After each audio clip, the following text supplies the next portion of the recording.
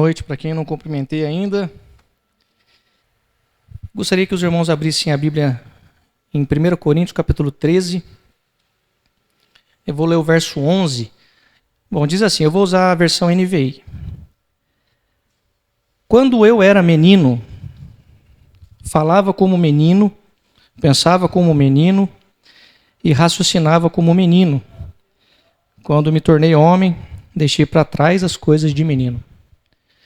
Bom, eu gostaria de pedir para vocês orar mais uma vez, a gente fecha os olhos e que você peça para Deus, Deus, fala comigo.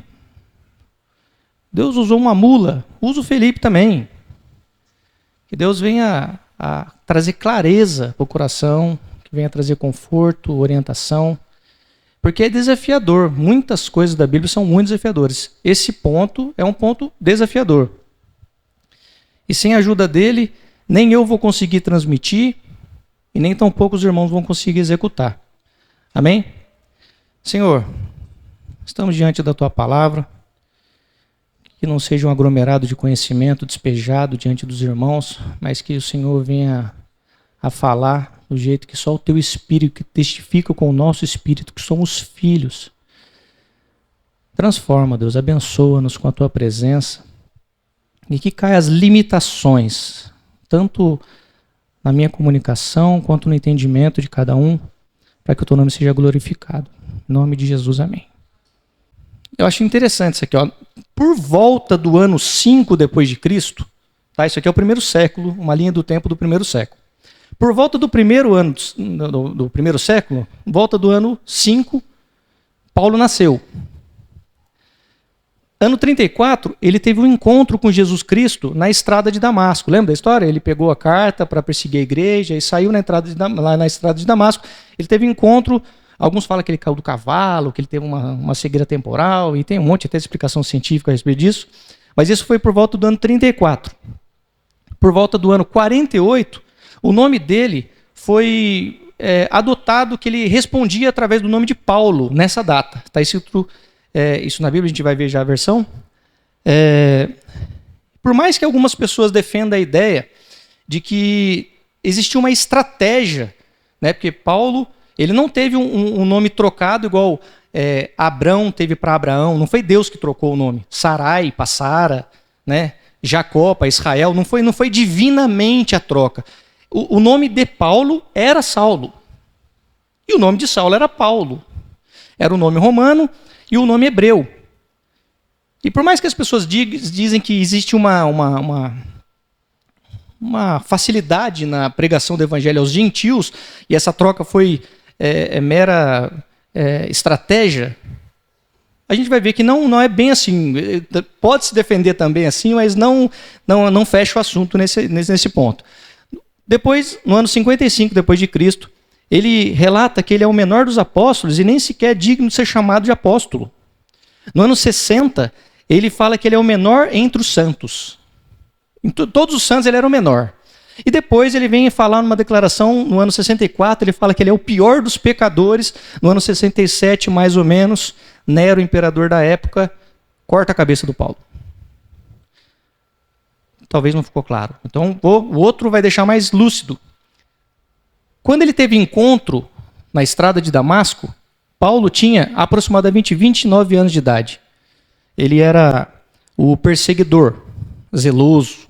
Como os irmãos podem ver, ele ficou 14 anos, depois que ele teve aquela cegueira, ele foi recuperado, Ananias foi falar com ele e tal, e ele voltou para Tarso, ficou 14 anos em Tarso, lá ele teve revelações de Jesus e tal, e Barnabé foi buscar ele, falou, ele é útil, a gente vai levar ele para missões, trouxe ele, foi a primeira vez que ele chega em Jerusalém, depois da cura de visão, e ali ele sai para a primeira viagem missionária dele. E olha que interessante, o nome de Saulo, na língua hebreia, ela é só adaptação fonética, tá? Porque o nome Saulo é Saul, em hebraico. Saul é exatamente o mesmo rei, primeiro rei de Israel, Saul, o rei Saul. E rei Saul também era benjamita. Paulo era benjamita, com certeza a família dele deu o nome para ele, em homenagem a esse primeiro rei de Israel, que também era da mesma tribo de Paulo. E o significado de Saul é aclamado, aquele que foi muito solicitado. Interessante que Paulus significa ínfimo, pequeno, menor, humilde. Bom, pode ser uma troca estratégica, talvez. Eu não encontro muita estratégia, assim, porque ele teve que explicar que ele era cidadão romano. Se só o nome falasse por si só, de repente ele não precisava ter explicado para o centurião que tinha batido nele, né? Quando ele tinha 50 anos de idade, ou seja, depois já de certa idade, foi quando está escrito em 1 Coríntios capítulo 15, ele fala que ele não é digno de ser chamado de apóstolo. Quando ele faz 55 anos de idade, ele fala que ele é o menor entre os santos. Está escrito isso em Efésios capítulo 3, verso 8. E, aos 59 anos, ele se declara em 1 Timóteo capítulo 1, verso 15, o pior dos pecadores. O que esse gráfico nos mostra? Mostra que Paulo, à medida que ele crescia, mais ele se entendia, mais ele enxergava Deus da maneira correta. E mais ele compreendia o funcionamento dele dentro do corpo. Ele se tornou cada vez mais humilde. Cada vez mais humilde.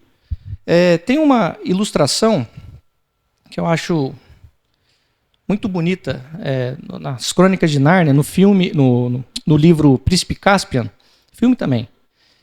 Quando a Lúcia, né, que é uma das personagens principais, ela volta para Nárnia para poder auxiliar o príncipe Caspian a voltar ao trono, que o tio dele tinha usurpado o poder e tal.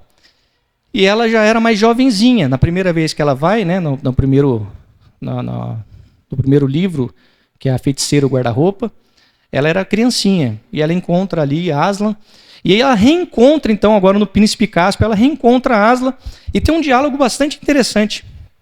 Quando ela vê e reencontra Aslan, ele fala assim: Aslan, como você cresceu? Aí Aslan fala para ela: é porque você cresceu, meu bem. E ela pergunta: e você não? Aslan respondeu: eu não. Mas à medida que você cresce, eu parecerei maior aos seus olhos. É uma importância incontestável crescer. É necessário crescer dentro da igreja. Não dá para ficar 10 anos crente sendo o mesmo crente. Não decorou nem João 3,16 ainda. Não faz sentido. Não faz sentido. É bonitinho quando a criança anda sem muito equilíbrio, ou quando ela pronuncia alguma palavra, balbucia alguma forma errada. É bonitinho, engraçadinho. Mas com 30 anos, 40 anos, aí é questionável se de repente tem algum problema, que precisa de algum acompanhamento especial. Né? E Paulo, esse mesmo personagem que a gente acabou de relatar, ele escreve essa carta para Coríntios, e Coríntios era uma igreja um tanto problemática. Mais que nós. Mais que Manancial, mais do que... Não sei se é mais do que as igrejas, todas as igrejas não. Mas eu gostaria de mostrar alguns textos para mostrar a progressão da problemática que estava acontecendo na igreja e o que o Paulo estava tentando tratar. Tinha uma necessidade ímpar da igreja amadurecer. Ele tinha que amadurecer. Paulo ficou até um pouco irritado, né? Assim, não sei se os irmãos sabem, mas a gente tem a primeira carta aos Coríntios e a segunda carta aos Coríntios. Mas, tecnicamente falando, a primeira carta não é a primeira carta, ela é a segunda. Dá para provar isso no texto, quando na própria primeira carta ele fala: eu já vos falei por carta. Né? Então, é a segunda. A segunda deve ser a terceira ou talvez a quarta, porque tem uma carta que chama de carta severa, ela foi perdida, esse documento histórico. Então, só um conhecimento à parte, mas Paulo estava tratando com essa igreja já fazia tempo. Paulo dialogava com essa igreja, ele trocava informações, ele visitou pessoalmente mais de uma vez a igreja. Ele tinha proximidade e sabia dos problemas da igreja. E ele escreve essa primeira carta, que a gente tem como primeira carta, e ele mostra alguns problemas que tinha na igreja. 1 Coríntios, no capítulo 1, verso 10, então no primeiro capítulo dessa carta, ele demonstra as divisões na igreja de Corinto. Ele fala assim: irmãos, em nome de nosso Senhor Jesus Cristo, suplico a todos vocês que concordem uns com os outros no que falam, para que não haja divisões entre vocês. Antes, que todos sejam unidos num só parecer. Meus irmãos, fui informado por alguns da casa de Cloe de que há divisões entre vocês. Com isso, quero dizer que alguns de vocês afirmam: eu sou de Paulo, eu sou de Apolo, ou eu sou de Pedro. Ainda outro diz: eu sou de Cristo. Acaso Cristo está dividido? Então Paulo faz uma pergunta bastante retórica, né? Claro que Jesus não está dividido, mas ele mostra ali que tem divisões e tem alguma coisa errada que ele quer tratar na carta. No próximo, capítulo 3, ele mostra a carnalidade infantil e facção dentro da igreja. Vamos lá. No 1 Coríntios, capítulo 3, verso 1 ao 3. Irmãos, não lhes pude falar como a espirituais, mas como a carnais, como a crianças em Cristo. Dei-lhes leite e não alimento sólido, pois vocês não estavam em condições de recebê-lo. De fato, vocês ainda não estão em condições, porque ainda são carnais.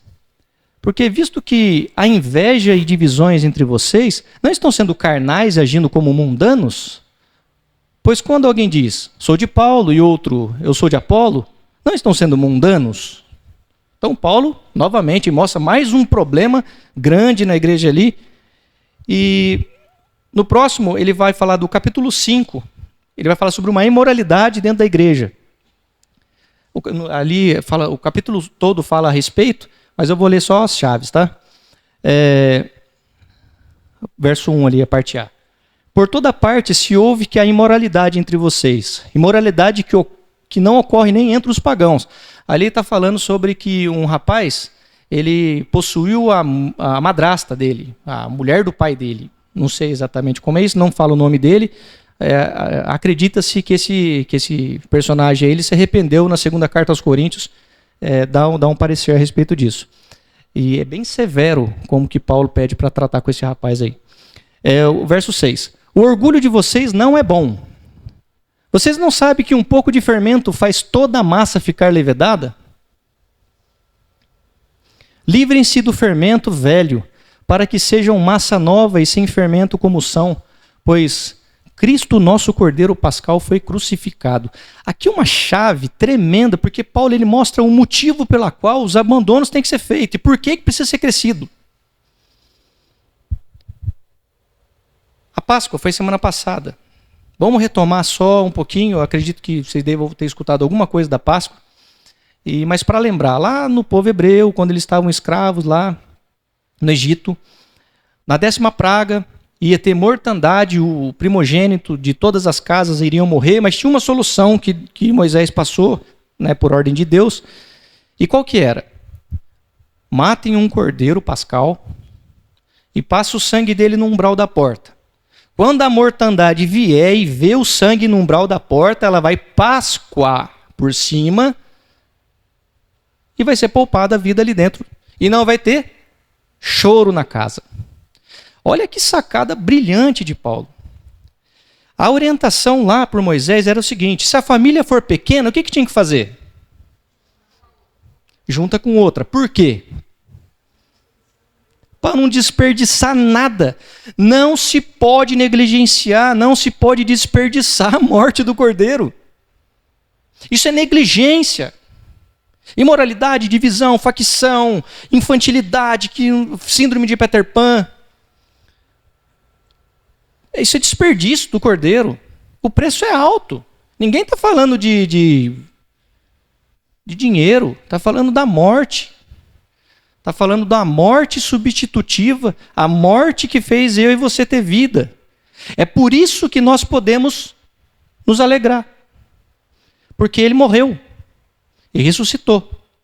E se ele ressuscitou, nós também vamos ser ressuscitados. Desde que nós nos livremos do fermento velho. Porque o fermento leveda a massa inteira. E aqui é uma carta escrita para a igreja, não era para ímpio. Assim como nós estamos aqui. Em igreja, em família. E a exortação era essa. Não negligencie a morte, o sacrifício substitutivo. A última problemática que eu quero levantar está no capítulo 11. que é a negligência com a unidade, é o egoísmo que estava imperando ali. Antes dele passar as instruções da ceia, né? Porque eu recebi do Senhor que na noite que ele foi traído, ele tomou o pão e tendo dado graças, o partiu e disse, que a gente lê, eu acho que todas as ceias, ele fala assim no capítulo 11, verso 17 e 18. Entretanto, nisto que lhes vou dizer, não os elogio, pois as reuniões de vocês mais fazem mal do que bem. Em primeiro lugar, ouço que quando vocês se reúnem como igreja, há divisões entre vocês. E até certo ponto eu creio. Quando eles se reuniam para participar da festa do amor, olha que ironia. Os mais necessitados passavam fome e os ricão ficavam bêbados. A reunião dos caras. Que igreja interessante. Que igreja peculiar. E a igreja de Coríntios, irmãos, elas tinham todos os dons e era rica em conhecimento. Tanto secular quanto cristão. Corinto era uma cidade importante da época, próximo de Atenas, bem influenciada. Uma cidade portuária, tinha muita riqueza, tinha muita condição, teatro. Coríntios era uma cidade muito importante da época. Eles não eram necessitados no sentido financeiro, mas aqui eles não tinham caráter. Como é que eles tinham tanta carismatas, mas não tinha ethos, não tinha caráter? Por que eles não tinham caráter? O que acontecia para eles terem as manifestações dos dons espirituais, terem conhecimentos para poder trocar e tudo mais, e mesmo assim o caráter deles era, desculpa a expressão, mas zoado? O que tinha de errado nessa igreja? Eu queria ver o verso 40 do capítulo 14. Só um instante, deixa aqui, eu só ver mais um ponto aqui, só para fechar a exposição. O capítulo 12 ele vai falar sobre os dons espirituais, sobre a multidisciplinaridade dentro da igreja, a respeito das funções dos membros. No capítulo 14 ele também fala um pouco de dom, e nos dois ele incentiva a busca dos dons. Mas olha só o verso 14, que interessante. Em 1 Coríntios, no capítulo 14, o último verso, eu sei que está traduzido na Bíblia e dá para entender o que está na Bíblia, mas se a gente conseguir extrair um pouquinho mais do original, eu acho que um passo que a gente der em direção é interessante, é muito importante. Mas tudo deve ser feito com decência e ordem. Está escrito na Bíblia aí, né? Bom, não sei se os irmãos estão acompanhando, mas está escrito isso daí. Panta euskêmenos kai kata taxin gnesto. Esquêmenos, essa palavra então está em vermelho, eu coloquei em vermelho o significado dela, de azul está aqui em azul, e a verde também está aqui embaixo, com a transliteração. Tá? A palavra euskêmenos, ela é um advérbio que indica algo a uma forma. El e esquema, é a junção. El de bem e esquema, forma. É uma forma honrosa, decorosa. Beleza. Taxin é um substantivo que denota ordem arrumada, uma disposição ordenada, um protocolo. É daqui que vem a nossa palavra tático. É como se fosse um exército bem arrumado. Sentido, todo mundo, sentido. Direita a mover, todo mundo, direita a mover. Direita. A outra direita. Ignesto é um verbo imperativo, ou seja, indica uma ordem e instrução de ação. Ou seja, panta, tudo. E no grego e em português significa a mesma coisa, tudo. Tudo tem que ser feito de forma tática, ordenada. Tudo tem que ser feito de forma honrosa. Tudo tem que ser feito numa disposição ordenada. Tudo. Desde quando se entra dentro daquele portão e usa o banheiro e não dá descarga. Um exemplo. Tudo. Tudo tem que ser com ordem, tudo tem que ser com decência. Tudo. E vou dizer mais. Quando você sai do portão, tudo.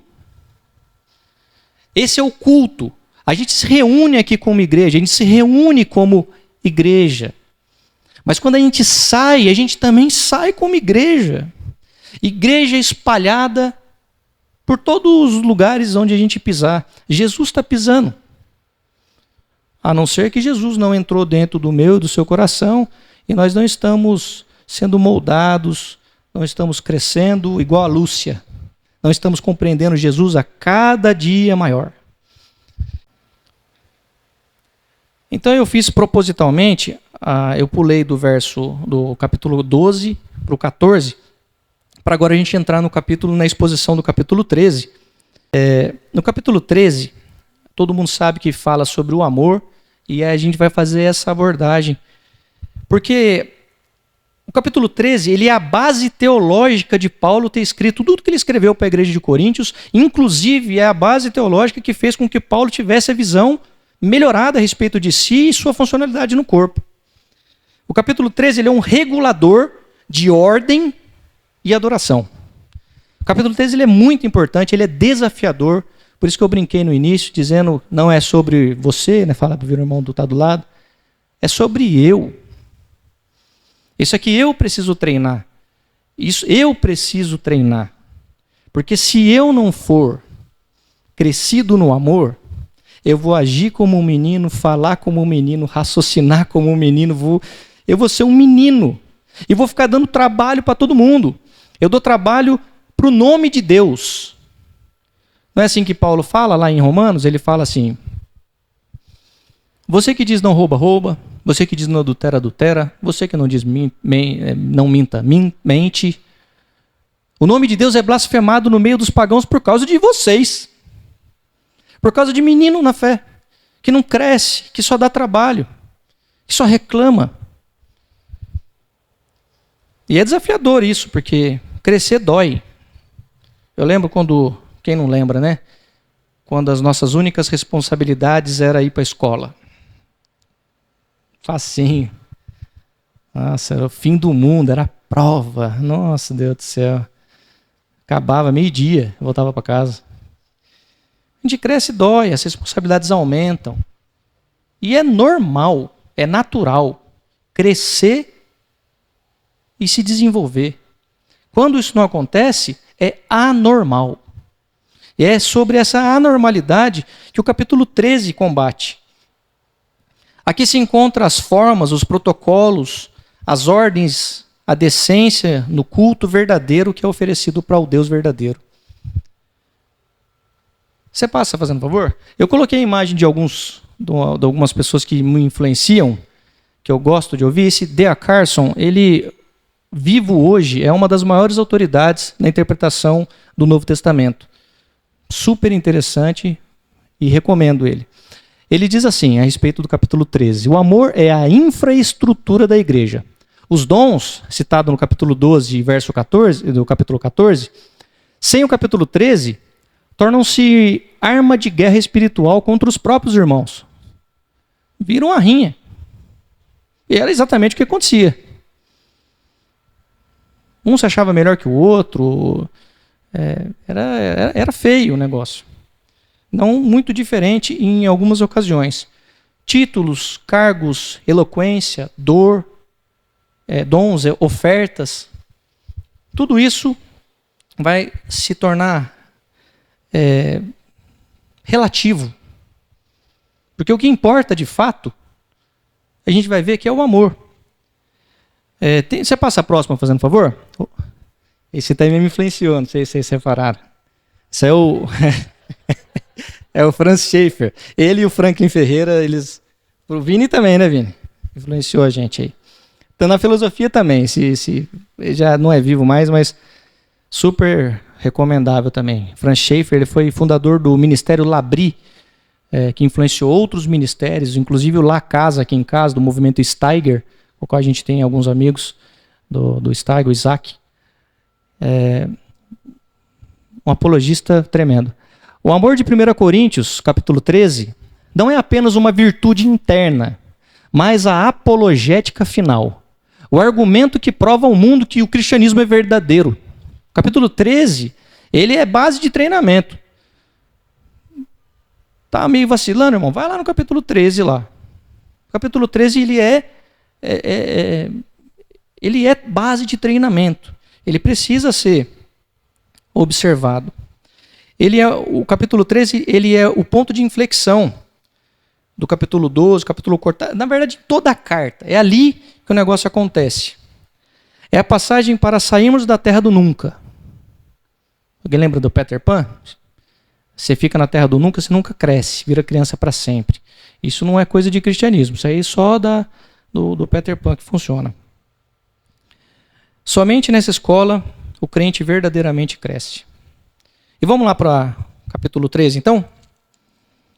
Capítulo 13, os irmãos quiserem abrir aí, a gente vai lendo e à mesma medida a gente vai compartilhando algum comentário ou outro.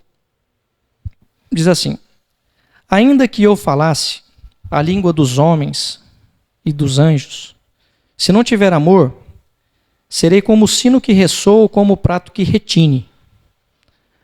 Ainda que eu tenha o dom de profecia e saiba todos os mistérios e todo o conhecimento e tenha uma fé capaz de mover montanhas, se não tiver amor, nada serei. O verso 1 e verso 2, ele fala que conhecimento e dom, assim como ele mostra ali no capítulo 12, sem o amor é só barulho de criança.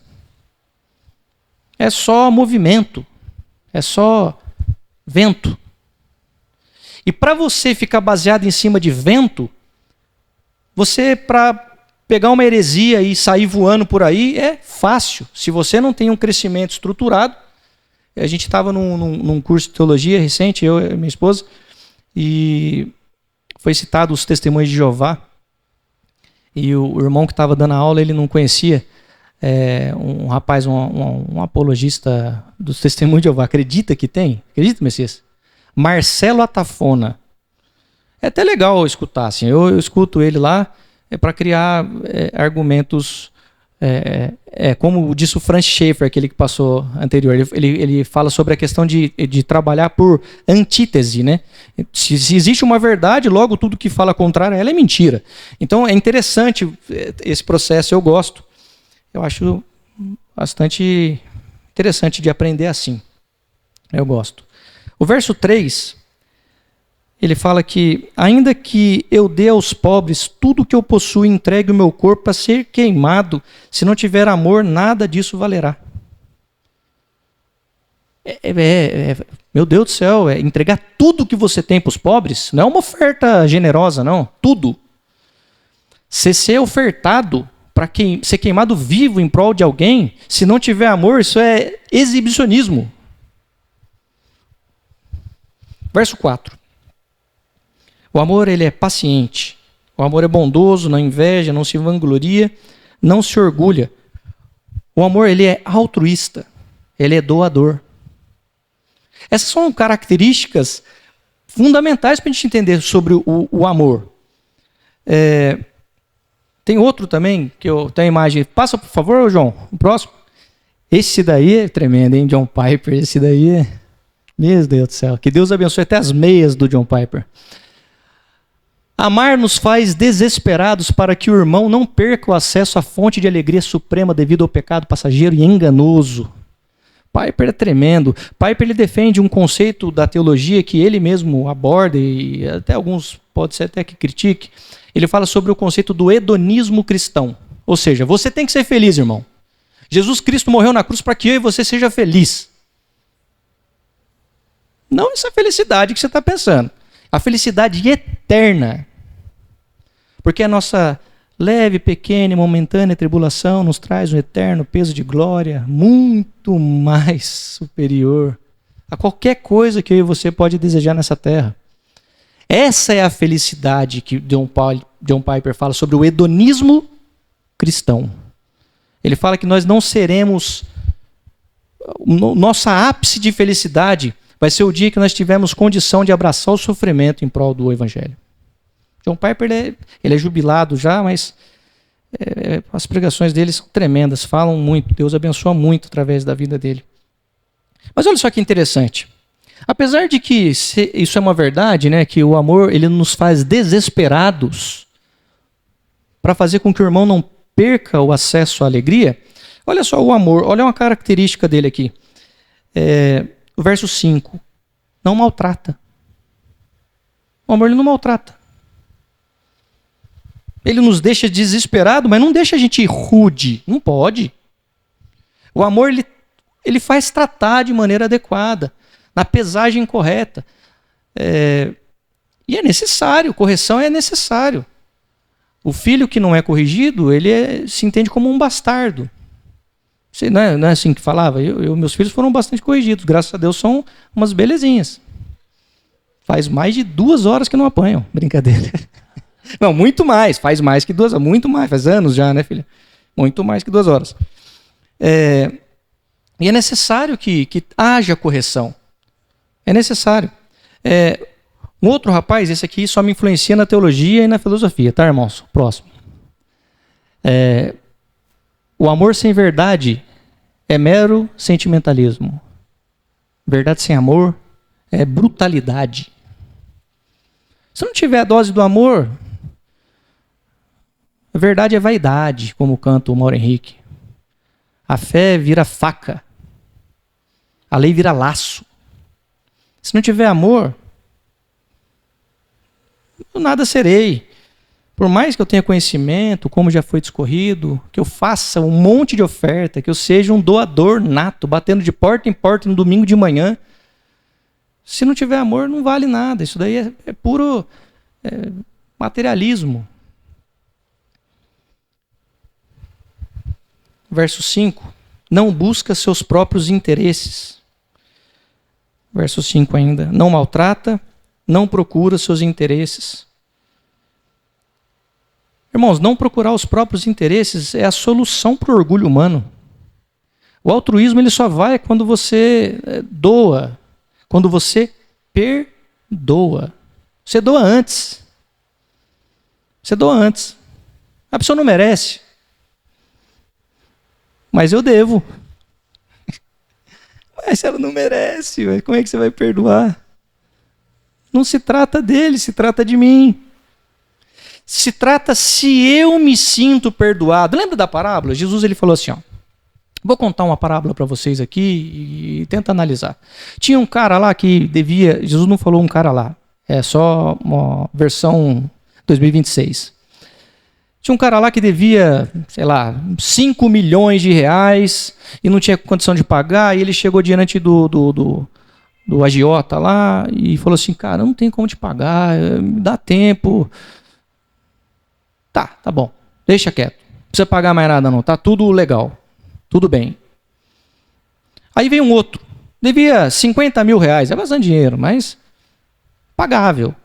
Falou, cara, não tem como pagar, me ajuda aí, cara, eu tô com um probleminha aí, furou o pneu do carro. E ele falou, não, tudo bem, então deixa quieto, não vou cobrar você também não. E aí Jesus pergunta, qual dos dois vai se sentir mais amado, mais perdoado? E essa foi a resposta do fariseu, aquele que foi perdoado da dívida maior. Ele fala, respondeu sabiamente. É exatamente assim. Como é que você se sente perdoado? Você se sente o bonzão? Tipo, eu fui criado dentro da igreja, eu desviei e eu perdi esse problema, né? Porque aí eu já consegui me sentir bastante indigno no meu período. Mas tem gente que fica dentro da igreja a vida inteira e ele acha que ele é o santão, o santarrão. É ele que determina as coisas, tudo. É ele que determina se Deus perdoa, se não perdoa, quem vai para o céu, quem não vai para o céu. Crente chato, arrogante, estúpido, sem nenhum tato. Estava conversando com um rapaz esses dias, ele estava lendo um livro interessante, que ele parece que vai emprestar para mim em uma determinada ocasião, não sei se ele terminou de ler, que fala sobre esse problema da meritocracia, que é criado dentro do regime religioso, né? A meritocracia.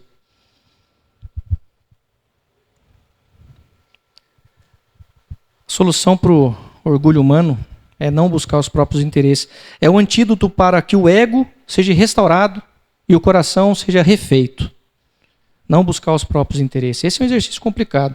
O verso 6, ele fala assim, o amor não se alegra com a injustiça, mas se alegra com a verdade. E aqui entra um compromisso muito grande. O amor ele não é pacifista. O amor ele não é pacifista. Se a Bíblia diz que o amor se alegra com a verdade, omitir a verdade e disciplina é manchar o caráter de Deus. Não dá para aturar pecado dentro da igreja. Não dá.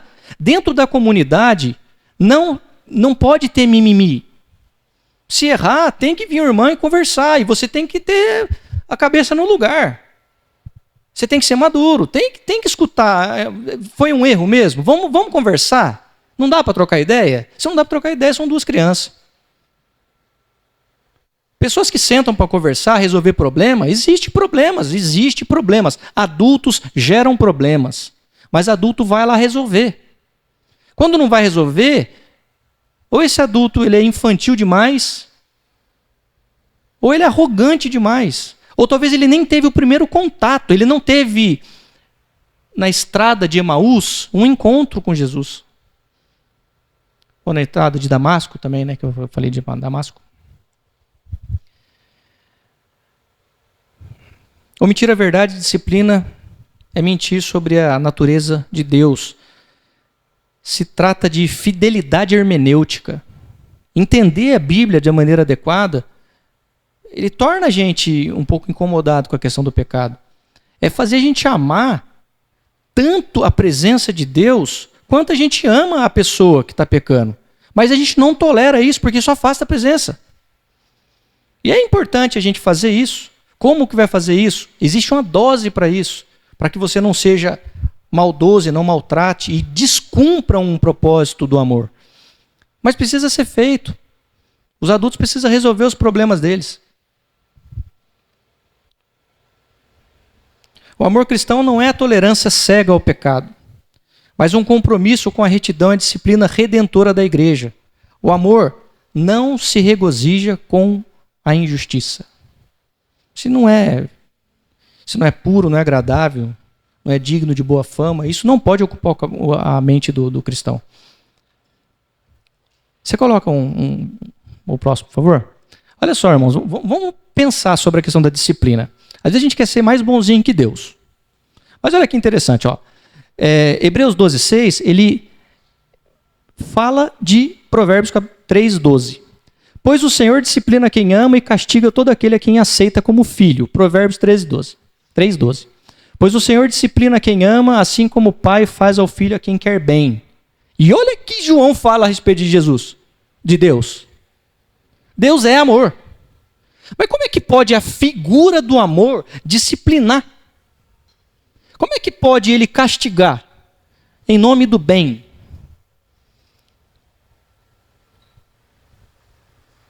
Às vezes a gente quer ser, não, deixa, né? Vamos tolerar, vamos fazer. É lógico, tudo tem um tempo. A criança, você não vai ensinar para ela física quântica com 5 anos de idade. Ela não vai conseguir assimilar.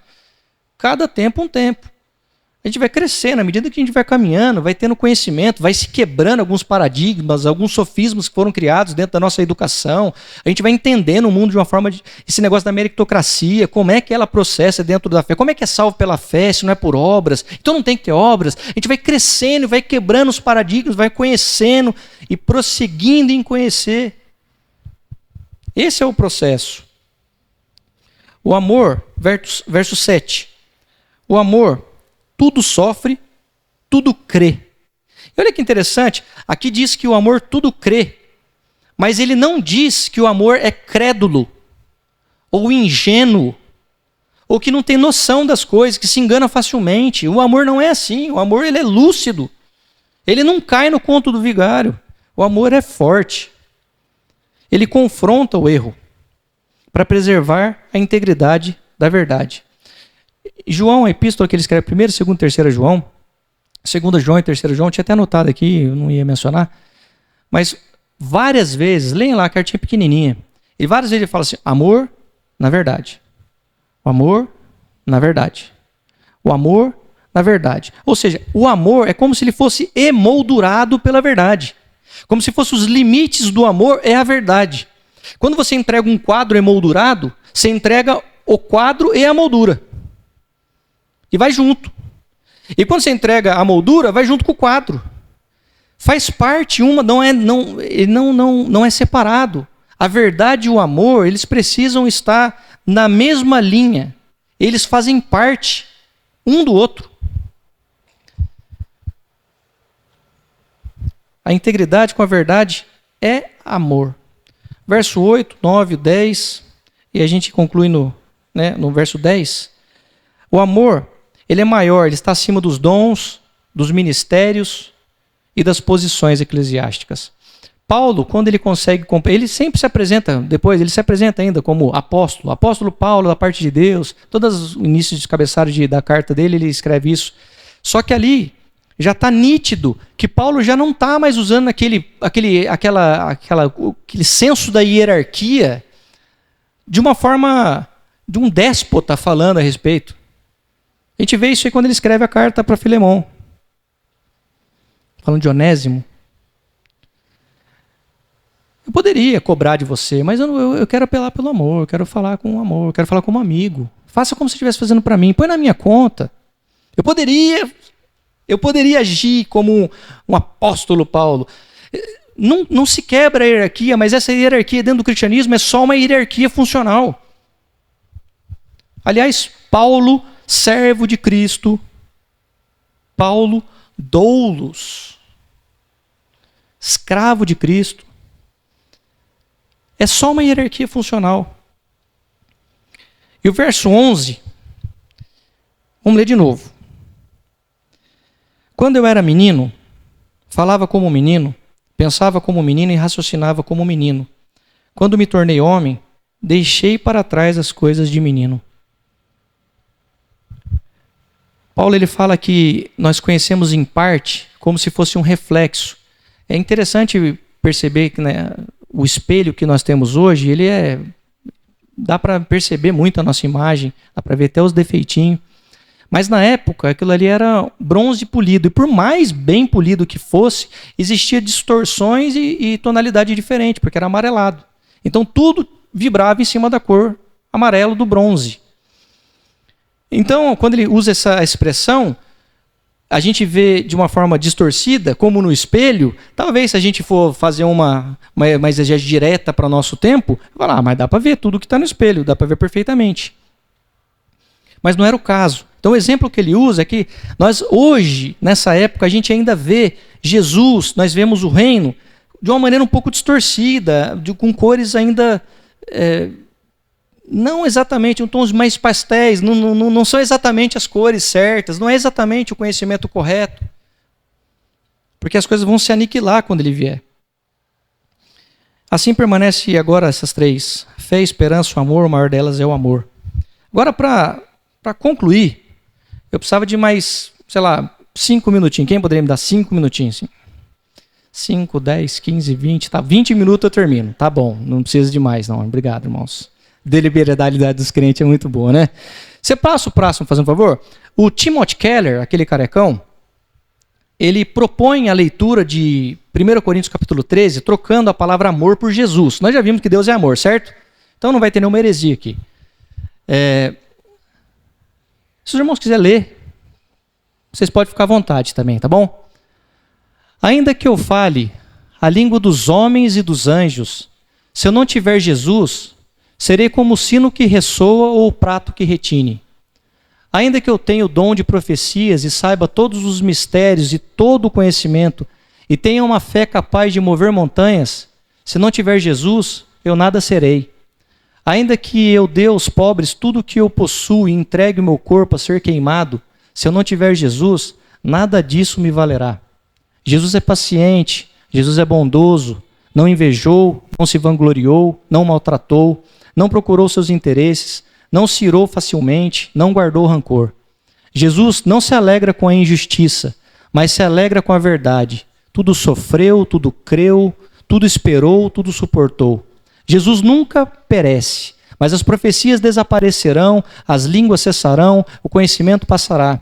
Pois em parte conhecemos e em parte profetizamos. Quando, porém, vier o que é imperfeito desaparecerá. Quando eu era menino, falava como menino e pensava como menino e raciocinava como menino. Quando me tornei homem, deixei para trás as coisas de menino. Agora, pois, vemos apenas um reflexo obscuro, como num espelho, mas então veremos face a face. Agora conheço em parte, então reconhecerei plenamente, da mesma forma como sou plenamente conhecido. Assim permanece agora essas três: a fé, a esperança e Jesus. O maior deles é Jesus.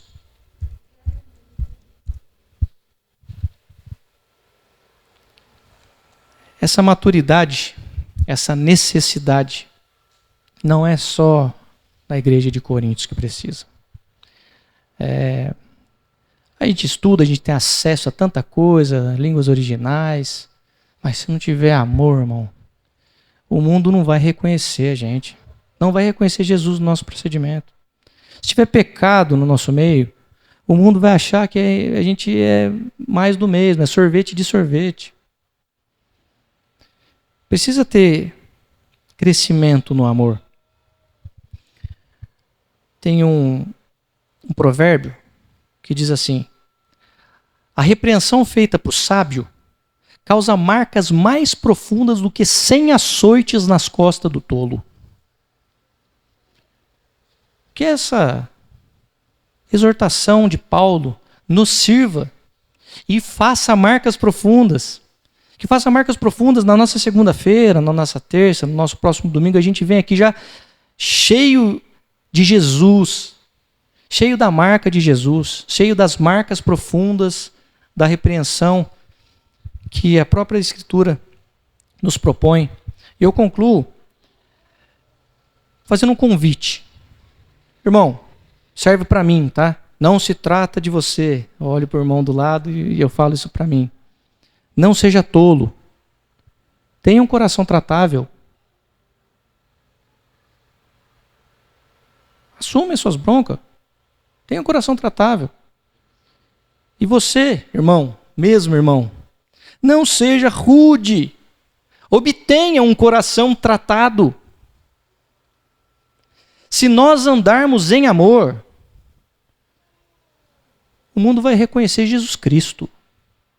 A gente vai ter funcionalidade de corpo. As coisas vão acontecer de maneira bonita, bela, honrosa. O culto vai ser verdadeiro, aromático. Jesus Cristo vai estar no nosso meio. O nome de Deus vai ser glorificado nos nossos comportamentos, nos nossos cultos. Nós não estamos aqui por causa de pessoas. A gente pode admirar um ou dois ou três. Pode admirar, não tem problema. Mas o motivo pelo qual essa reunião acontece aqui é que o Cordeiro Pascal foi morto. E nós não podemos desperdiçar a morte do Cordeiro. Nada pode ser desperdiçado. Ele exorta em amor. Sinta-se amado se você se sentiu exortado. Esse texto já faz um tempo já que eu tenho estudado. Eu tive que cortar um monte de coisa para conseguir expor nesse tempo proposto. Muitas e muitos comentários. Franklin Ferreira, que eu não comentei aqui. Tem 2 comentários exaustivos de 1 Coríntios.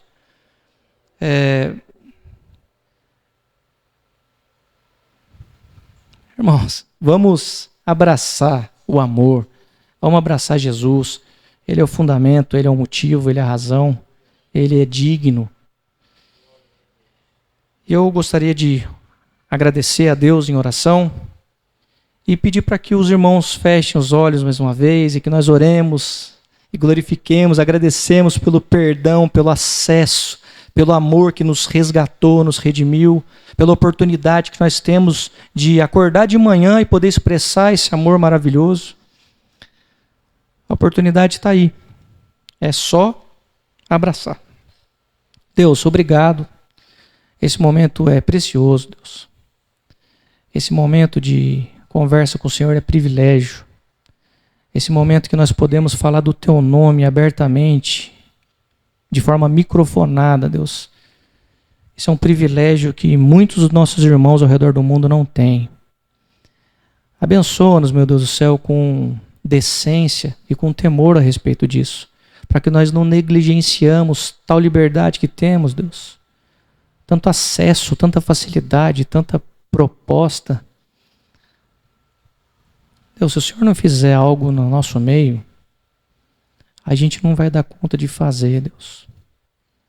O Senhor é Deus, a igreja é tua. O teu nome tem que ser glorificado. Ajuda-nos, vivifica-nos e glorificaremos o teu nome da forma devida. O Senhor é Deus. Ajuda-nos a amar o Senhor e amar o próximo, cumprindo assim toda a lei e todos os profetas, Deus. Em nome de Jesus. Amém.